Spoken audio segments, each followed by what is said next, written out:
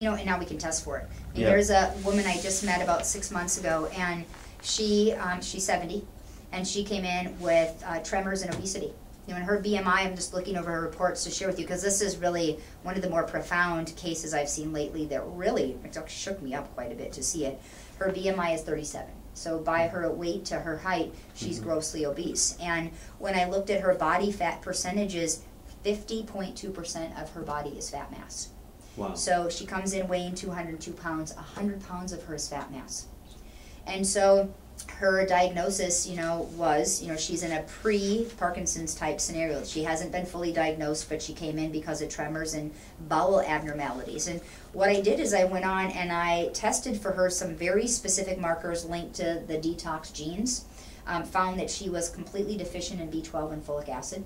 She had risk factors pointing right in the direction of cardiovascular disease. She had a severe vitamin D deficiency. She was heading in the direction of prediabetes. And, you know, hearing her history, her husband was telling me that in their area where they live, of their neighbors, they had about 6 different couples that they really grew up with. They were local farms. They raised their families together. And one of the 2 in all of those couples have all died. And it was cancer.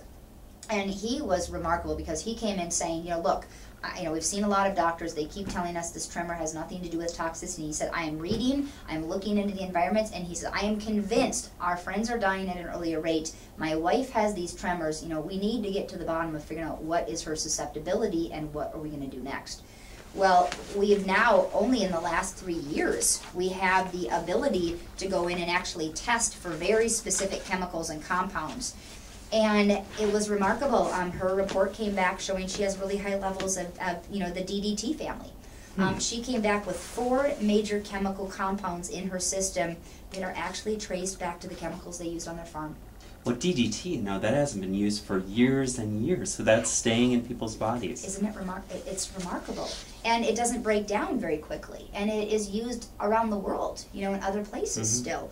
She had elevated lead and elevated mercury and elevated nickel levels. And, you know, that was really disturbing. So we started her down, you know, a course. You know, I have to back up. You know, I think one of the most interesting pieces of her history is they would say at the end of the day, at the end of the farming day, they would come in, you know, with the trucks, and her responsibility was to take the big compounded vats where they would mix up the chemicals before they would go out and when they would come back, and her job was to clean those areas. She said she was, you know, every day up to her arms in vats where she was, you know, dealing with the residuals of all those chemicals and those compounds.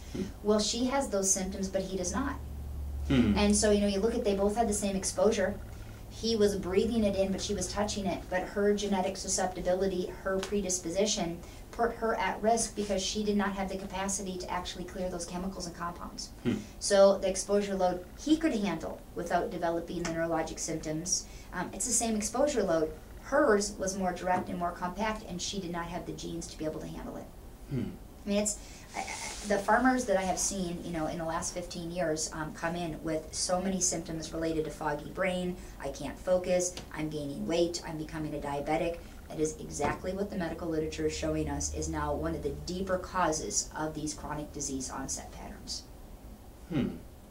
Now, did you have any success with this one? She's doing fantastic. Yeah, she's actually doing great. She's been burning body fat. She's moving in the right direction. And she had an issue with what is called methylation and glutathione.